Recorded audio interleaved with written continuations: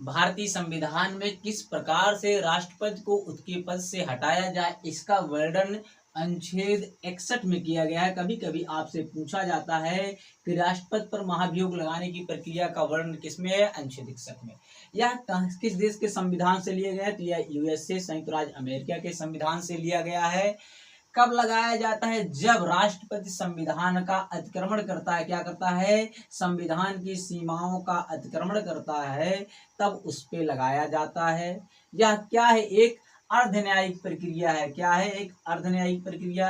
कभी कभी आपसे पूछा जाता है कि महाभियोग की प्रक्रिया क्या है, तो आप बताएंगे अर्ध न्यायिक प्रक्रिया है।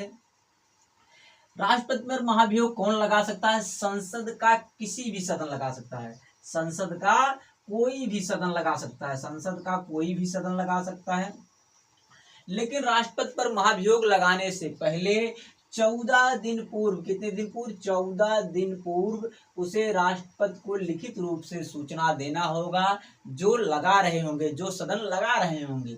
जब 14 दिन पहले सूचना देंगे, उसके बाद राष्ट्रपति पर महाभियोग की प्रक्रिया लागू होगी और जिस भी सदन में रखा जाएगा, इस पे जो 14 दिन पूर्व सूचना दी जाएगी, इस पे लिखित रूप से सूचना दी जाएगी और उसमें कम से कम 1/4 सदस्यों का हस्ताक्षर या सिग्नेचर होना जरूरी होता है। मान लीजिए अगर राज्यसभा में लगा है तो राज्यसभा के 1/4 सदस्य, या लोकसभा द्वारा लगाया जा रहा है तो लोकसभा के 1/4 सदस्यों द्वारा क्या होगा, लिखित रूप से राष्ट्रपति को सूचना देनी होगी।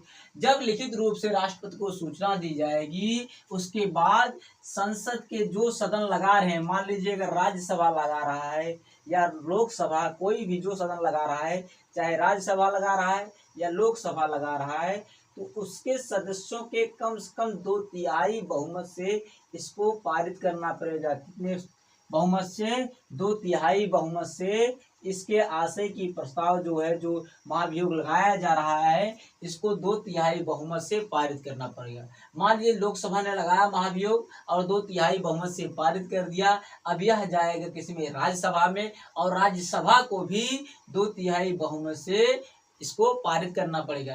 लेकिन जब राज्यसभा में जाएगा तो राष्ट्रपति अपने ऊपर, जो राष्ट्रपति के ऊपर लगाया गया महाभियोग, इसके बारे में स्पष्टीकरण खुद दे सकता है या अपने प्रतिनिधियों के माध्यम से दे सकता है।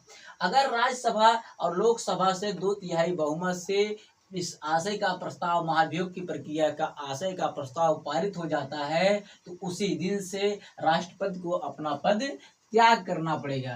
तो आप ये जानते रहिए क्या कि राष्ट्रपति का महाभियोग अनुच्छेद 61 में दिया गया है या यूएसए के संविधान से लिया गया है। सब कब लगाया जाता है, संविधान का अतिक्रमण करने पर एक अर्ध न्यायिक प्रक्रिया है और संसद का कोई भी सदन इसको महाभियोग राष्ट्रपति पे लगा सकता है, उसके पद से हटा सकता है। अगर मान लीजिए लोकसभा में लगाया जा रहा है तो लोकसभा अपने सदस्यों के 1/4 सदस्यों के हस्ताक्षर लिखित रूप से सूचना राष्ट्रपति को देगा। उसके बाद लोकसभा में या राज्यसभा जो भी लगा रहे हैं 2/3 बहुमत से पारित करेंगे। इसके बाद यह अगले सदन में जाएगा और अगला सदन भी अगर 2/3 बहुमत से पारित कर देगा तो राष्ट्रपति को क्या होगा, अपना पद त्याग करना पड़ेगा। ठीक है, तो यह एक छोटा सा टॉपिक था राष्ट्रपति पर महाभियोग की प्रक्रिया, आप अच्छे से समझ लीजिए, यहाँ से क्वेश्चन बनते हैं।